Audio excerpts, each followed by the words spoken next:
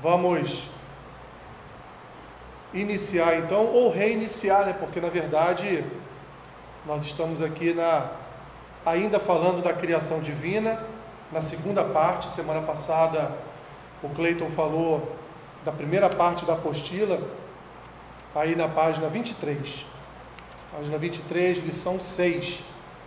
Na aula passada o Cleiton falou sobre a criação divina, parte 1, o mundo e tudo que nele habita. E hoje nós vamos falar sobre a criação divina, parte 2, o ser humano, a imagem de Deus. Então, semana que vem tem a terceira parte, e o último aí dessa parte referente à criação divina, que é a imagem e semelhança de Deus. Então, abram suas apostilas aí na página 23, lição 6. Quero orar em primeiro lugar, vamos pedir a ajuda do Senhor, a bênção de Deus, que Ele possa nos ajudar nesta manhã. Senhor, nós te somos gratos pelo dom da vida, por podermos estar na Tua casa nesta manhã, para louvar, adorar e bendizer o Teu santo nome.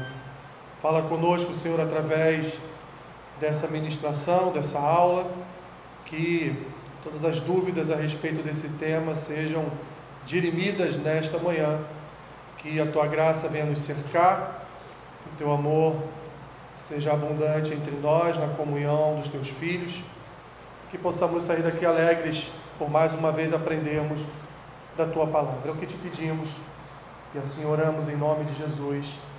Amém. Abram suas Bíblias em Gênesis capítulo 2. Gênesis capítulo 2, a partir do versículo 4. Gênesis 2, 4.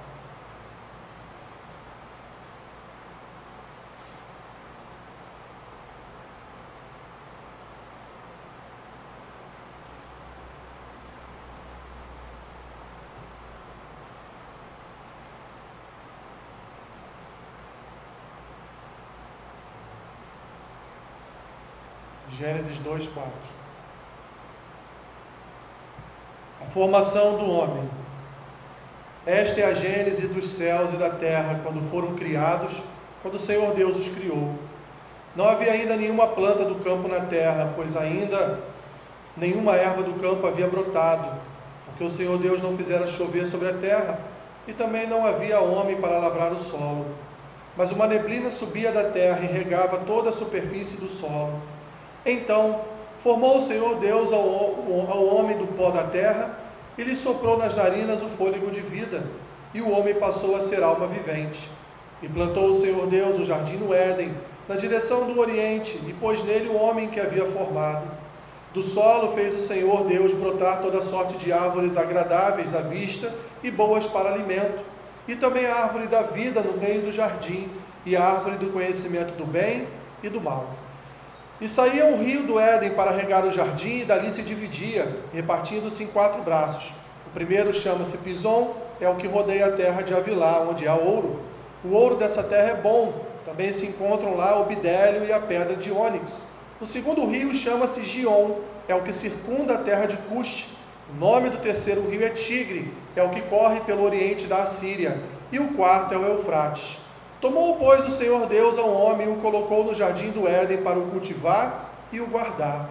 E o Senhor Deus lhe deu esta ordem: de toda árvore do jardim comerás livremente, mas da árvore do conhecimento do bem e do mal não comerás, porque no dia em que dela comeres, certamente morrerás. Disse mais o Senhor Deus: não é bom que o homem esteja só, far-lhe-ei uma auxiliadora que lhe seja idônea. Havendo, pois, o Senhor Deus formado da terra todos os animais do campo e todas as aves dos céus, trouxe-os ao homem, para ver como este lhe chamaria.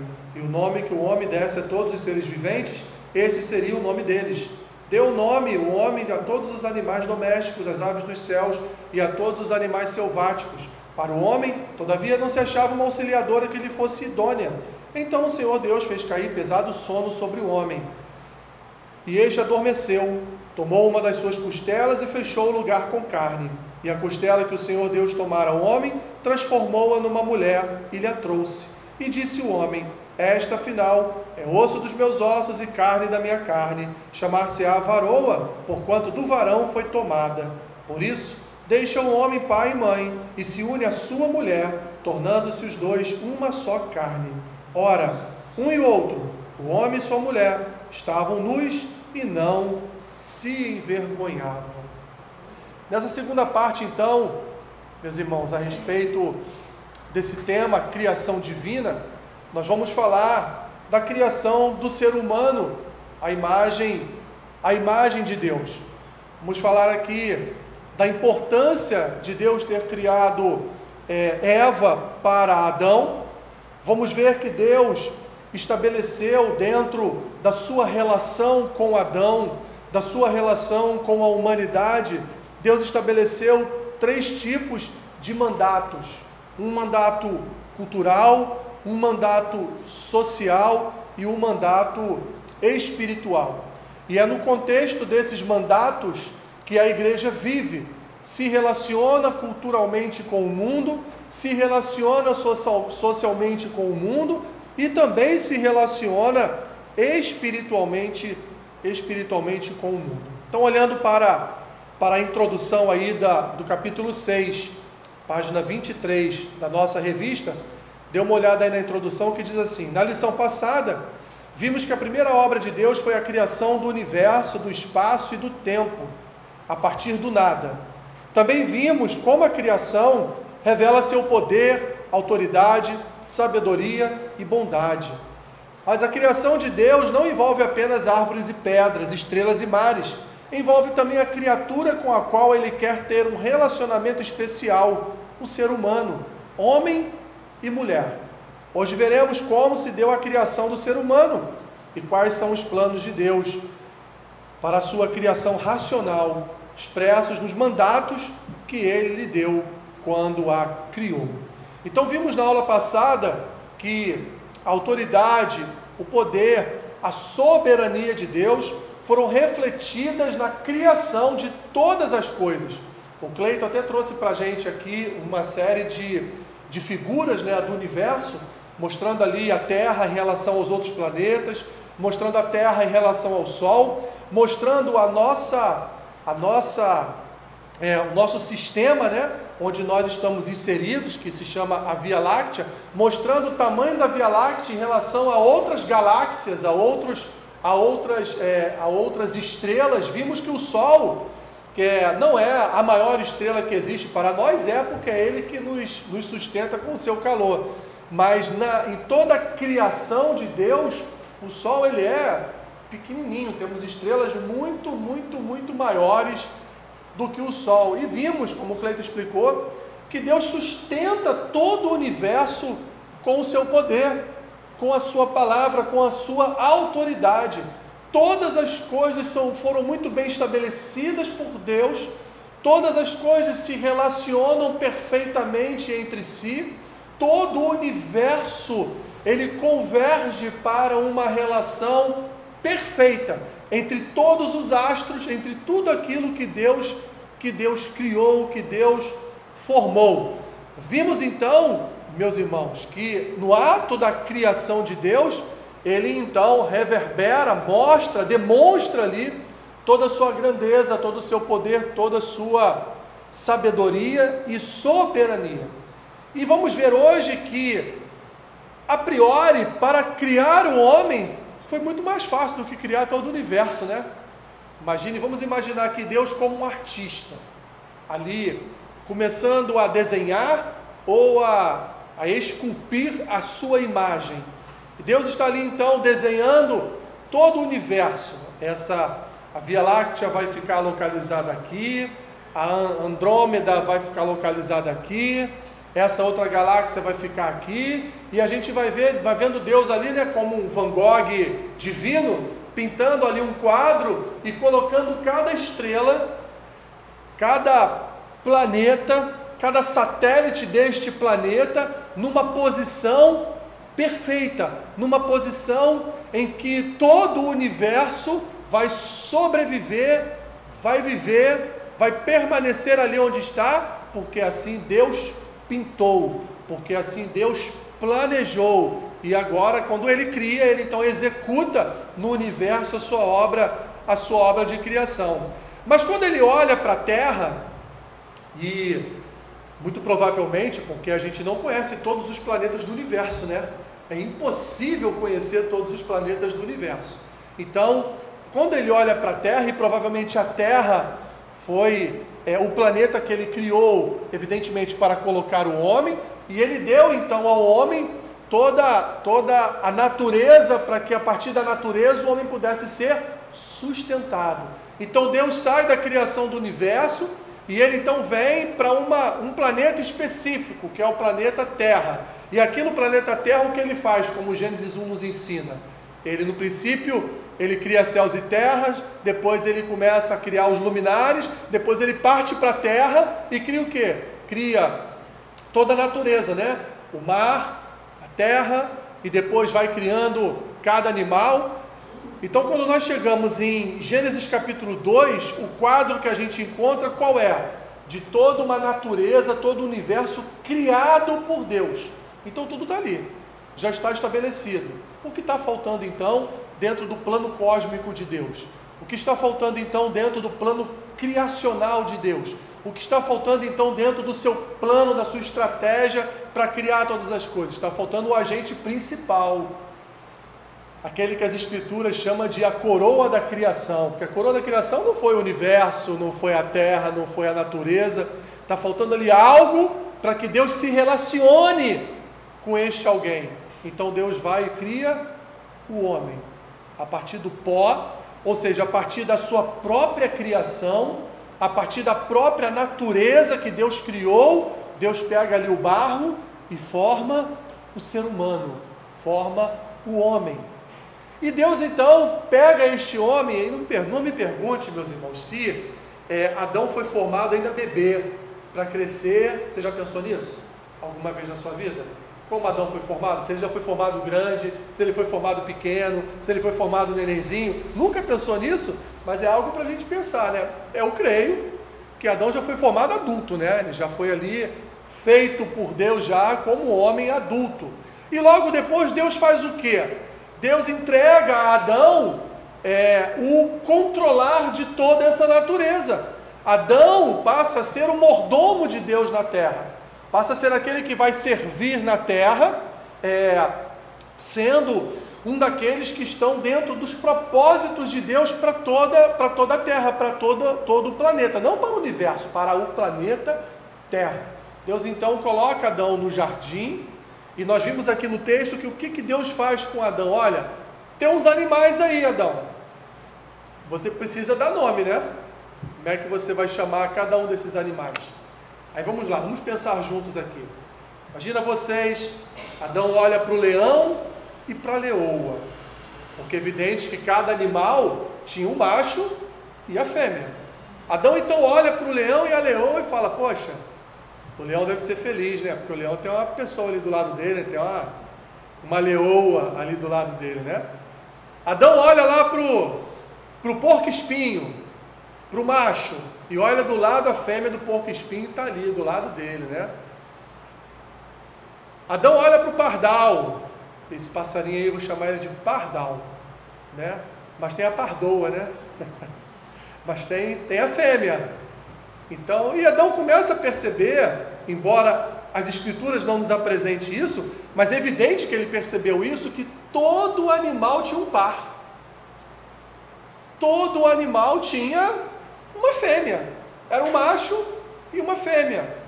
E Deus então ele se toca, né? Fala: opa, eu criei os animais de macho e fêmea, por que eu não vou criar dentro do universo da humanidade também o macho e a fêmea, também o homem e a mulher? Deus então vê que Adão é ali um sujeito solitário em meio à sua criação, e Deus também evidentemente já tinha dentro do seu planejamento, porque Moisés aqui está contando uma história, né? E dentro da história que Moisés está contando, é como se Moisés tivesse dito assim: bem, Deus se tocou que Adão estava sozinho, Deus se tocou que todo animal era macho, tinha macho e tinha uma fêmea, Deus se tocou então que até para haver multiplicação dos seres humanos, era necessário um sistema de reprodução. Se Deus criou o homem para reproduzir, porque Adão foi criado um ser completo, né? Um homem completo, com o seu sistema ali passível de reprodução, tudo direitinho, não é? Então Deus logo depois viu que não era bom que Adão andasse só.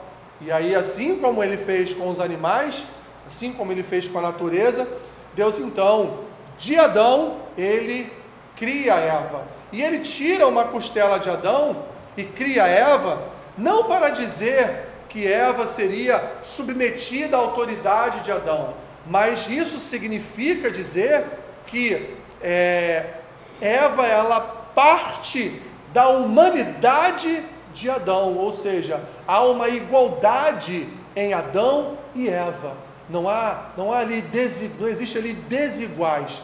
Existe evidentemente uma cadeia de hierarquia familiar, porque o homem veio primeiro, a mulher veio depois, e não podemos nos esquecer que dentro da história, do contexto cultural histórico das escrituras e dentro do contexto espiritual, o primogênito seria sempre aquele que herdaria toda a herança do seu pai, para que ele dividisse com os irmãos, para que ele ajudasse os irmãos, para que ele passasse a ser o que tomaria conta da sua família, e assim também no plano cósmico de Deus. Adão foi criado primeiro, a mulher depois.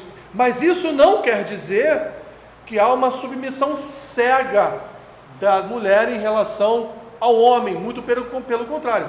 Para Deus, Deus olha os dois num igual patamar. Deus não olha para o homem e para a mulher de formas diferentes, apesar de existir no homem naturalmente ou pelo menos deveria existir naturalmente, uma liderança espiritual na sua casa. Olha o item 1 então aqui da nossa apostila: homem e mulher na criação. O relato bíblico em Gênesis aponta para a relação entre homem e mulher, segundo o propósito para o qual foram criados. Antes do pecado, homem e mulher já existiam e já se relacionavam como casal, como vemos em Gênesis 1:28, sede fecundos, multiplicai-vos e enchei a terra. Vejamos como se deu a união entre homem e mulher, conforme planejada e realizada por Deus. O texto bíblico diz que o homem estava só, Gênesis 2:18. Essa afirmação é muito importante aqui. Repare que o homem tinha a companhia de todos os animais criados por Deus. Na verdade, ele certamente podia ter a companhia de todos os gatinhos e cachorrinhos, tigres e capivaras, que quisesse, mas isso não era suficiente. Ele precisava da companhia de alguém que fosse semelhante a ele, do mesmo tipo, da mesma espécie. Em outras palavras, alguém que lhe fosse idôneo. A percepção dessa necessidade se tornou evidente quando Deus fez passar diante do homem todos os animais, para que lhes desse o nome. Nesse momento, ele pôde ver os casais de patos, de elefantes, de pardais, mas quem formaria casal com ele? O homem também tinha a companhia do seu Criador, com o qual desfrutava da plena comunhão.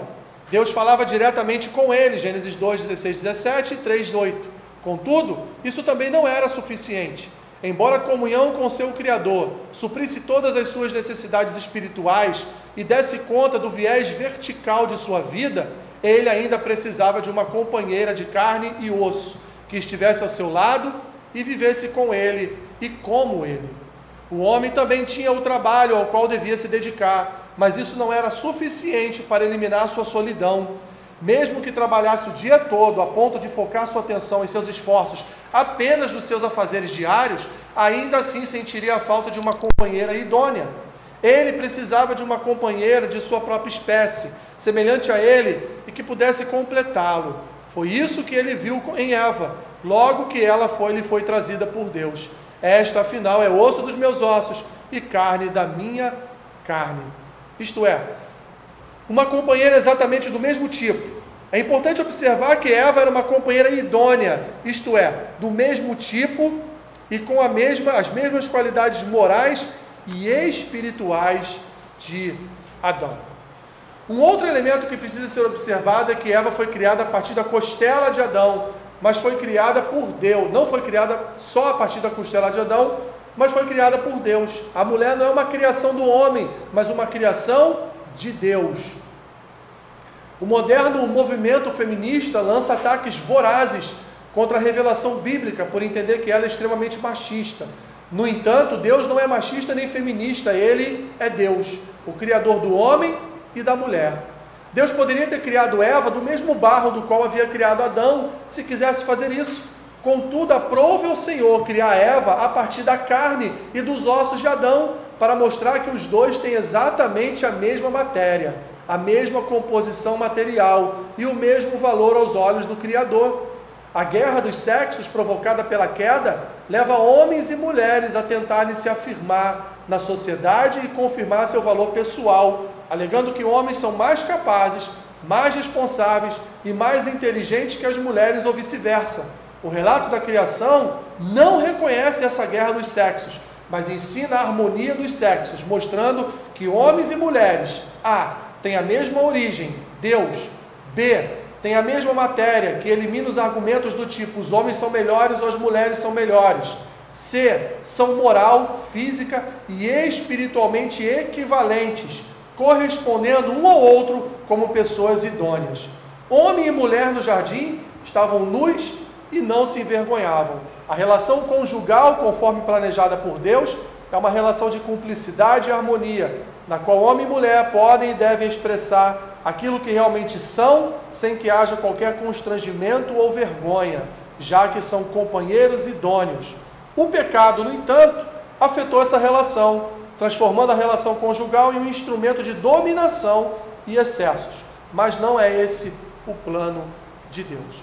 Então o autor aqui desta parte, deste capítulo, ele fala não só a respeito da criação de Adão, da sua necessidade de ter uma companheira, sua necessidade de ter uma auxiliadora, de Deus enxergar esta necessidade para Adão, mas ele fala também que o fato de Eva ter sido criada a partir de uma costela de Adão, que denota o fato deles serem iguais, ou seja, são da mesma essência, são seres humanos, são idênticos, são iguais, evidentemente guardadas as proporções, da sexualidade, que aí há diferenças. O autor da apostila está então querendo dizer que, olha, não existe essa que ele chama de guerra dos sexos, entre homem e mulher, quem é melhor, quem é mais importante, quem é mais inteligente, quem é mais sábio. Isso aí é um contexto formado por uma sociedade pecadora que a todo momento quer ali se impor de forma machista, dizendo que os homens são melhores e maiores do que as mulheres, ou de forma feminista, dizendo que as mulheres não precisam dos homens. Não é isso que as feministas dizem? Eu não preciso de homem para nada. Engraçado, né? Mas não faz filho se não tiver homem, não é? Eu não preciso de homem para coisa nenhuma na minha vida, eu vivo minha vida muito bem, não preciso, o que o feminismo prega é isso, essa independência da mulher em relação ao homem. Mas Deus não criou ambos para andarem independentemente um do outro. Deus criou ambos para um depender do outro. O marido depende da esposa, a esposa depende do marido, e há, portanto, nessa conjugação de dependências, há ali uma interdependência do casal, de ambos, de homem e mulher. Então o homem não está acima da mulher, a mulher não está acima do homem. Ambos, diante de Deus, ambos conseguem do Senhor o mesmo amor, a mesma graça, a mesma misericórdia, a mesma bondade. Somos diferentes? Evidentemente que somos diferentes. As mulheres são mais sensíveis, são mais dedicadas a algumas coisas. Os homens, via de regra, não são tão sensíveis assim às coisas, e são dedicados a outras coisas que são afetas ao universo masculino. Mas isso não quer dizer que ambos vivem uma guerra, que ambos travam uma guerra, que ambos têm, portanto, que andarem de forma independente, porque um não precisa do outro. Não! Deus criou o homem para a mulher e criou a mulher para o homem. É isso, então, um contexto de resumo, o que o autor quer dizer nessa primeira parte que ele fala da criação de Adão e de Eva. E ele, então, parte para uma segunda parte, que é em relação, meus irmãos, aos mandatos. Em primeiro lugar, você sabe o que é um mandato? Você sabe o que é um mandato? Quando você vai lá na urna e vota num prefeito, e aquele prefeito que que você votou ganhou, ele vai, a partir de 1º de janeiro, possuir um mandato, ou seja, ele foi ali, foi outorgado a ele, por aqueles que votaram nele, o poder de exercer um mandato, o poder de exercer no seu lugar, porque você não pode ser prefeito, você não pode tomar as decisões para o município, a coletividade não pode tomar as decisões para o município. Por quê? Porque o sistema é um sistema que é desenvolvido a partir de um sujeito que é ali eleito para que ele te represente. Então o mandato, ele é o quê? Uma procuração. O mandato, ele é uma representação. Quem o prefeito representa? Todos os munícipes. Independente de você ter votado naquele prefeito que está lá ou não, ele é o seu representante. Ah, mas eu não votei nele, não, ele representa sim. Independente do presidente da república que está lá, você votando nele ou não, ele está lá e está representando você, queira ou não. Ele te representa. Então o mandato é quando você outorga, e aí nesse caso a gente outorgou através do voto, você outorga a alguém um poder, um determinado poder, que é como se diz lá nas procurações, né? Você já assinou alguma procuração na sua vida? Você já passou alguma procuração para alguém? O que é uma procuração? Você está passando para alguém, né? Para que esse alguém realize um ato que você não pode realizar. Então ele, em seu nome, ele vai realizar aquele ato. O nome disso é mandato. Então quando você ouvir falar de mandato, lembra lá do prefeito. Quando você ouvir falar de mandato, lembra lá do advogado que recebe de você uma procuração para te representar diante de um tribunal. É isso. Então Deus deu ao homem alguns mandatos. Olha aí, ó, Deus assinou uma procuração para você, hein? Olha a responsabilidade. Deus disse, isso aqui eu não vou fazer. Isso aqui é você que vai fazer. Isso aqui não sou eu que vou descer do céu e fazer no seu lugar. Isso aqui só você vai poder fazer. Então a gente chama de mandatos. E que mandatos são esses? Mandato cultural, mandato social e um mandato espiritual. Ou seja, Deus nos incumbiu de dentro não só da natureza humana, mas também da natureza espiritual que Ele nos concedeu através da sua criação, através do seu relacionamento com o seu povo. Nós então temos uma procuração de Deus para realizar vários e vários atos aqui na terra. Atos esses ligados à cultura, ao social e ao espiritual. Então vamos ver aqui, meus irmãos, rapidamente aqui, cada um desses mandatos. Olha aí o item 2, na página 24, diz assim, em Romanos 11:36, lemos, dele, por meio dele, para ele são todas as coisas, a ele, pois, a glória eternamente. Amém. Portanto, de acordo com Paulo, o ser humano foi criado para a glória de Deus. Os doutores de Westminster expressam isso de uma forma simples e clara no breve catecismo. Qual é o fim principal do homem? A resposta: o fim principal do homem é glorificar a Deus e alegrar-se nele para sempre. Para orientar o ser humano sobre como viver para a glória do Criador, o Senhor lhe deu 3 mandatos no momento da criação. Um mandato cultural, um mandato social e um mandato espiritual. O que seria então um mandato cultural? Olha aí o que diz. O mandato cultural é aquele que se refere à nossa relação com o restante da criação. Nós já vemos isso aqui no relato de Gênesis 1:28, quando o Senhor ordena que o ser humano seja fecundo e domine a criação. Ao contrário do que alegam os críticos do cristianismo, sujeitar a terra não é uma ordem ou permissão dada ao ser humano para usar a criação de Deus como bem entender, arruinando-a em função de seus interesses. Ser fecundo não significa apenas produzir novas gerações, mas desenvolver a sociedade. Repare que ser fecundo está ligado ao domínio sobre a criação. E esse domínio se dá por meio da cultura humana, em seus desenvolvimentos sociais, na criação de famílias, igrejas, escolas, cidades, leis e autoridades. Mesmo depois da queda, a terra continua pertencendo a Deus. O salmista afirma, ao Senhor pertence a terra e tudo que nela se contém, o mundo e os que nele habitam. Salmo 24:1. O domínio que o ser humano tem sobre a terra é um domínio subordinado, não o domínio de um dono, mas de um administrador, de um mordomo. Portanto, sujeitar a terra significa usar os recursos dados por Deus na criação para desenvolver a cultura, a arte, os meios de produção, a medicina, enfim, para desenvolver a sociedade humana, a civilização. Em uma palavra, o mandato cultural nos ensina a usar toda a criação para a glória de Deus e o bem da humanidade. Assim, meus irmãos, Deus nos concedeu um mandato para que nós cuidássemos de todas as coisas. Deus concedeu a Adão um mandato, o jardim está aí, você está no jardim, cuide do jardim. Então é nossa função, com este mandato cultural, cuidar de toda a obra da criação de Deus, mas também cuidar uns dos outros através dos relacionamentos. E ele usa exemplos aqui como as artes, escolas, autoridades, leis, porque senão, meus irmãos, viveríamos na anarquia. Cada um faz o que quiser e o mais forte sempre venceria os mais fracos. Então Deus nos deu esse mandato cultural para que nós fôssemos preservadores da natureza. Não estou falando você sair daqui hoje, nesta manhã, sentar no seu computador, entrar lá no Greenpeace e participar, ser um membro do Greenpeace. Eu não estou falando isso. Eu estou dizendo de você preservar a obra que Deus criou. Se você, por exemplo, tem uma árvore na sua casa, né? Vou cortar essa árvore fora. Por quê? Está te perturbando? Está te causando algum mal? Não, não está. Porque eu não quero mais ela aqui, não gosto dela, né?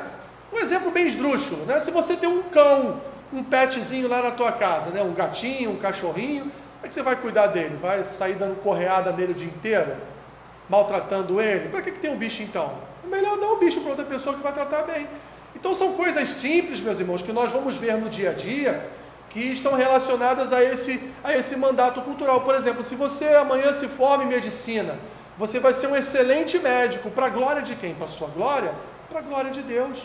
Se amanhã você se tornar um advogado, você vai ser um bom advogado para quem? Para a glória de Deus. Um professor para a glória de Deus. Então isso tem a ver com esse mandato cultural. Tudo que nós fazemos para glorificar o nome de Deus. Tudo que o cristão faz, seja na sua profissão, seja na sua família, seja no andar na rua, seja no cuidar de um animal, seja no cuidar de um jardim na sua casa, você faz para a glória de Deus, porque você olha para aquilo ali e sabe que aquilo ali é um ato da criação de Deus. E dentro disso há um relacionamento com toda a sociedade, um relacionamento cultural. Meus irmãos, os maiores artistas da história da humanidade eram cristãos. Os maiores médicos da história da humanidade eram cristãos. Os maiores cientistas da história da humanidade foram cristãos. As maiores descobertas científicas da história da humanidade foram descobertas oriundas de um trabalho de um cristão, de um homem ou de uma mulher, servos de Deus. Se você for olhar a história, você vai ver que ela está repleta de casos de homens e mulheres que descobriram novas tecnologias, trouxeram novas descobertas no campo da medicina, no campo, que tanto se fala hoje em dia, das vacinas, no campo dos remédios, e você vai ver que lá, por trás de todo aquele estudo, tinha um homem e uma mulher que eram cristãos. Então, em que pese hoje, já não vemos mais tanto esse relacionamento de fé e ciência, né? Ali os dois abraçados e andando juntos. A gente não vê mais tanto isso hoje, porque decidiram afastar a fé da ciência, a ciência da fé, de uma forma tosca, de uma forma errada. Mas no início dos séculos passados, nós vamos ver muitos homens e mulheres que trabalharam com afinco para o desenvolvimento cultural da sociedade, para o desenvolvimento da medicina, do direito, da filosofia, enfim, tantas e tantas áreas da ciência aí que foram desenvolvidas a partir deste mandato cultural. Continuando, o mandato social, letra B, se refere às relações sociais e está fundamentado em Gênesis 2, 21 a 24, onde é estabelecida a estrutura familiar. Meus irmãos, eu não vou ler aqui tudo, mas dentro do mandato social, o que preserva ainda a sociedade, mesmo pecaminosa, mesmo caída, mesmo perversa, mesmo maligna, mesmo realizando atos de maldade, mas o que ainda preserva a sociedade em todo o mundo é a família. Não há outra instituição social mais importante que a família. Se não fossem as famílias, a sociedade já tinha sido completamente destruída. A família é o alicerce social, a família é o pilar da sociedade, tanto é, para que toda relação humana tivesse um início relacional, o que Deus fez? Deus criou uma família, Adão e Eva. Sede fecundos, multipliquem-se, tenham filhos, e a partir de então toda a terra será povoada, e através do povoar de toda a terra, famílias serão criadas, famílias irão se desenvolver, geração após geração, as famílias serão criadas, recriadas, e assim a sociedade se formou num ambiente familiar. E assim a sociedade é sustentada num ambiente familiar. Olha que coisa interessante e hipócrita ao mesmo tempo. Todos aqueles que querem a destruição das famílias têm suas famílias. Bacana, né? Todos aqueles que pregam a destruição das famílias, tem a sua esposa, tem seu marido, tem seus filhos, tem seus netos. Que coisa interessante, né? Ou seja, pregam aquilo que não fazem. Falam aquilo que não fazem. Querem que os outros sejam aquilo que eles não são. Então, se vocês pegarem aqueles que desenvolvem o progressismo na humanidade, todos eles têm família, têm casas, trabalham, têm suas mulheres, seus maridos, filhos, netos, bisnetos, ensinam seus filhos a terem famílias, adoram quando nasce um neto, quando nasce um bisneto, todos eles têm, mas eles querem destruir a família. E aí, meus irmãos, não me perguntem por quê, há um espírito demoníaco mesmo por trás disso tudo, porque humanamente falando é de uma burrice sem tamanho a destruição da família, porque se a família for destruída, se as bases familiares da humanidade forem destruídas, toda a sociedade ruirá, toda a sociedade cairá. E terceiro e último, Deus nos concedeu um mandato espiritual. O chamado mandato espiritual se refere à relação do ser humano com Deus e está baseado no estabelecimento do sétimo dia como dia de descanso e adoração. Ao determinar a separação ou consagração do sétimo dia, o Criador estabeleceu a necessidade de adoração. Fomos criados para manter comunhão no dia, comunhão com Deus. Fomos criados para ter prazer no dia separado por Ele e descansar com Deus, tendo comunhão com Ele, como parte desse mandato. Deus estabelece a liberdade humana, comerás livremente, e a limitação humana, não comerás, como parte da relação que devemos ter com Ele. Todas as nossas liberdades e limitações são dadas por Deus e fazem parte da vida humana e da nossa relação com Ele. Deus então nos outorgou a autoridade para nos relacionarmos com Ele, meus irmãos. Deus nos concedeu o poder do Espírito, para que dobrássemos os nossos joelhos, orássemos, nos achegássemos a Deus, buscássemos a face do Criador. Deus nos deu essa condição para que o homem se relacionasse com Deus. Todos os dias, na viração do dia, Adão recebia a visita de Deus. Todos os dias, se você quiser, em qualquer horário do dia, se você na sua casa, onde você estiver, você dobrar os seus joelhos e falar com Deus, você também receberá a visitação do Senhor. Porque Deus nos deu um mandato espiritual, ou seja, Deus nos concedeu a liberdade de buscá-lo, de ter um relacionamento com Ele, de sermos íntimos com Ele. Isso, meus irmãos, é maravilhoso. Nós não podemos perder de vista em nenhum momento este mandato que Deus nos concedeu de nos relacionar com Ele, e isso vem desde Adão, porque Adão se relacionava com Deus todos os dias. Concluindo então, fomos criados para a glória de Deus, cumprimos o objetivo da nossa criação quando mantemos comunhão com o nosso Criador, por intermédio da pessoa e da obra do Redentor, e cumprimos os mandatos que recebemos na criação, vivendo de modo agradável ao nosso Senhor. E temos aí 3 aplicações. Primeira, reflita em sua família os ideais divinos expressos na criação. Por exemplo, o casal não deve levar para casa a guerra dos sexos, apresentada nas novelas ou nos reality shows dos nossos dias, mas esforçar-se por manter uma relação harmoniosa entre pessoas idôneas que se amam e se respeitam. Meus irmãos, ele falou aqui de reality show, eu não sei como é que uma pessoa consegue assistir Big Brother, sinceramente. É um negócio altamente idiota. Bando de idiotas dentro de uma casa, sabe? Todo mundo ali mentindo, tudo falso, tudo querendo ganhar 1 milhãozinho, né? Uns se fazem de bonzinhos, outros acham que sendo malzinhos vão serem os mais votados ali para permanecerem. Uma coisa que, apesar de refletir um pouco da sociedade, mas, meus irmãos, não é dessa forma que nós vivemos, só dessa forma que nós vivemos aqui fora, né?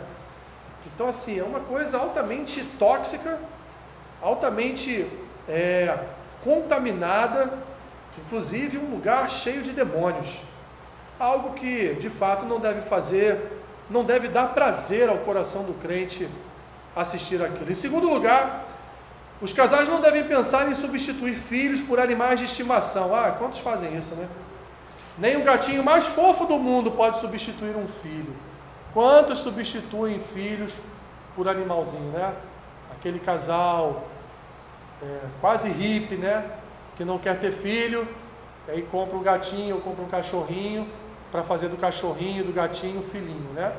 Uma vez eu estava com o Benja é meu cachorro. Eu estava com o Benja, levei ele na veterinária para uma consulta, e uma senhora estava do meu lado com a cadelinha dela, ela perguntou, qual o nome do seu filho? Aí eu falei assim, o nome do meu cachorro é Benja. Né? Eu não sei se ela entendeu ou não, mas o nome do meu cachorro é Benja. E quase que eu completei, vírgula. E o nome do meu filho é Arthur. Quase que eu completei, mas eu falei, eu vou longe demais, né? Melhor deixar isso para lá, né? Vamos respeitar os cabelos brancos dela e a sua idade, não vou avançar. Mas, meus irmãos, pets não são filhos, né? São nossos animais de estimação, nós os amamos, é muito bom tê-los, são super carinhosos, é uma maravilha, né? Mas não são nossos filhos. Vê lá, Adão veio do pó e Eva veio da costela de Adão. O cachorrinho, o gatinho não veio do ser humano. Foi criado por Deus ali como um ser que é uma boa companhia para o homem, mas não é uma companhia que substitui um ser humano. Não substitui um filho, não substitui uma esposa, não substitui um marido. E por último, os filhos devem se empenhar em sua preparação para o mercado de trabalho. Para quê? Para glorificarem ao Senhor com o seu exercício profissional, realizando aí então um mandato cultural, um mandato social e também um mandato espiritual. Você consegue enxergar mais algumas aplicações práticas do estudo desta lição? Então, se você conseguir, depois você pense um pouco sobre isso, tá bom? Alguma dúvida? Vamos então para os nossos 10 minutinhos de intervalo. Senhor, obrigado pelo privilégio de podermos estudar a Tua Palavra nesta manhã. Abençoa-nos nesse momento agora, ó Deus, de intervalo, que tenhamos um culto abençoado por Tua presença. Que o Senhor possa receber, Senhor, o nosso culto com alegria. Em nome de Jesus. Amém.